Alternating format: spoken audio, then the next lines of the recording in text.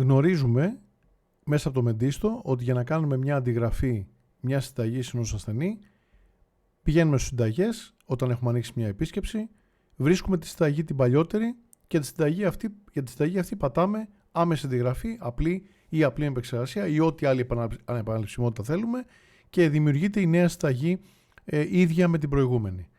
Ένας άλλος τρόπος για να αντιγράψουμε, για να μπορέσουμε να χρησιμοποιήσουμε τα ήδη υπάρχοντα φάρμακα του ασθενή και τις ήδη υπάρχουσες διαγνώσεις του, είναι το κουμπάκι θεραπείες και διαγνώσεις. Μέσα από το κουμπάκι αυτό, αν το πατήσουμε, βλέπουμε όλα τα φάρμακα του ασθενή μας και τα δικά μας και άλλων γιατρών αν έχουμε κάνει ενημέρωση. Βλέπουμε τις ποσότητες που έχουν δοθεί, μια φορά την ημέρα, τις συχνότητες, τις επαναλήψεις κτλ. Και τις ημέρες της συνταγής. Εδώ λοιπόν βλέπουμε τα φάρμακα και τις δοσολογίες και δίπλα βλέπουμε τις διαγνώσεις. Και υπάρχουν κουμπάκια με τα οποία μπορούμε να επιλέξουμε τα φάρμακα και τις διαγνώσεις.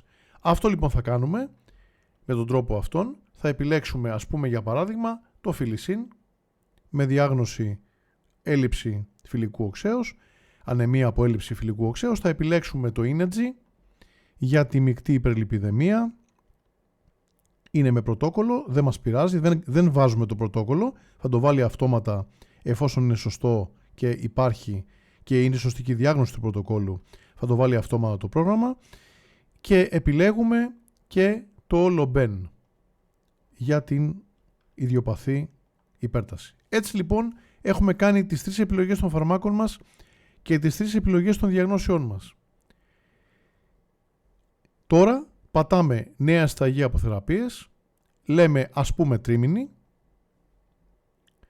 και βγαίνει ένα πινακάκι. Το πινακάκι αυτό είναι το τελικό στάδιο, μετά από αυτό θα δημιουργηθεί η συνταγή. Τι θέλει από εμάς το πινακάκι αυτό?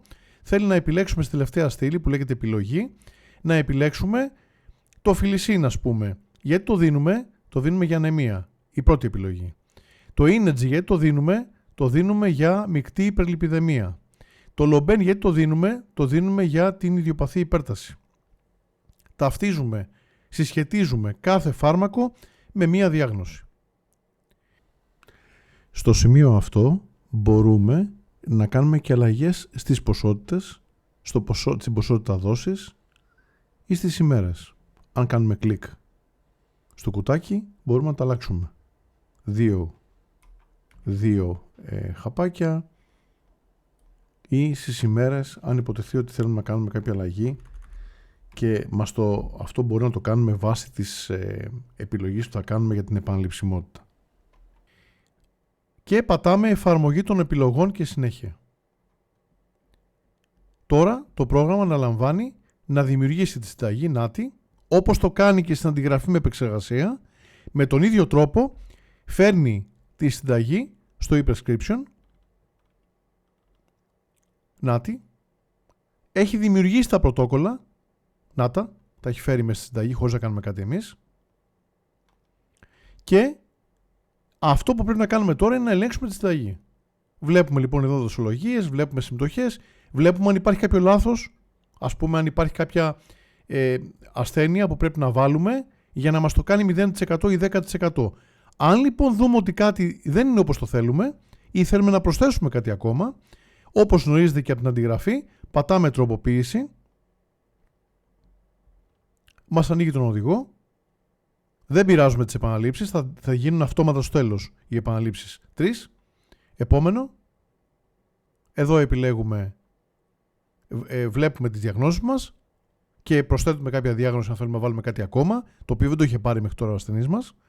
Επόμενο, εδώ βλέπουμε έτοιμες τις καταχωρήσεις των φαρμάκων με δοσολογίες, με όλα τα υπόλοιπα. Αν θέλουμε κάτι να αλλάξουμε στα ποσοστά, οτιδήποτε θέλουμε να αλλάξουμε ή να προσθέσουμε κάποιο φάρμακο, με τον γνωστό τρόπο το προσθέτουμε και πατάμε στο τέλος ολοκλήρωση, όταν αλλάξουμε και όλα είναι ok. Πατάμε προσωρινή καταχώρηση στο τέλος και τελευταίο κουμπάκι το συνέχεια από πάνω. Ναι. Και δίνουμε 30 ημέρες για τις 3 επαναλήψεις τις δικές μας. Δίνουμε το μέγιστο των ημερών. Όσον αφορά 28 ή 30, δίνουμε το 30 και έτοιμη η συνταγή μας. Εδώ υπάρχει μια υπέρβαση, πατάμε επιλογή αιτιολογίας κτλ. Και η συνταγή μας είναι έτοιμη, καταχωρήθηκε. Ο τρόπος αυτός αντιγραφών χρησιμοποίησης των φαρμάκων και των διαγνώσεων είναι πολύ καλός στην περίπτωση εκείνη που δεν θέλουμε να επιλέξουμε μια παλιότερη συνταγή ακριβώς ίδια, αλλά θέλουμε να κάνουμε κάτι καινούριο από τα ήδη υπάρχοντα φάρμακα, να δημιουργήσουμε μια άλλη συνταγή. Μπορεί ο ασθενής μας να έχει πάρει ήδη κάποια φάρμακα από τα προηγούμενα και να μην τα χρειάζεται. Από το να βλέπουμε τις συνταγές και να επιλέγουμε από τις συνταγές ποια θέλουμε να αντιγράψουμε ή ενδεχομένως να σβήνουμε φάρμακα από μια παλιά συνταγή, ο τρόπος αυτός είναι μια άλλη επιλογή, μια επιπλέον επιλογή μας για να μπορέσουμε να δημιουργήσουμε γρήγορα μια συνταγή. Εδώ πατάμε εκτύπωση ή πατάμε αποστολή. Αποστολή έχει γίνει βέβαια ήδη και πατάμε συνέχεια χωρίς άλλη ενέργεια και προχωράμε. Αυτός ήταν ο νέος τρόπος για να μπορούμε να κάνουμε μια συνταγή γρήγορα.